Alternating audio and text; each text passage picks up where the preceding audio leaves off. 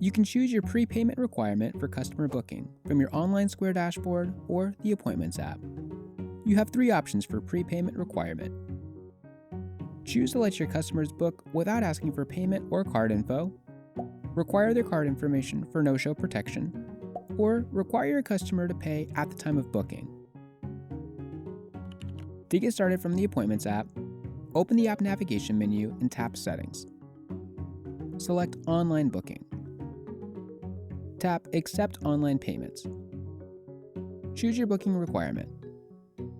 Once you're all set, your selection will automatically save. To get started from your online Square dashboard, head to the Appointments tab and then Settings. From the Payments and Cancellations page, make your selection and save your settings. The next time your customer goes through your booking site, they'll see the updated booking requirement.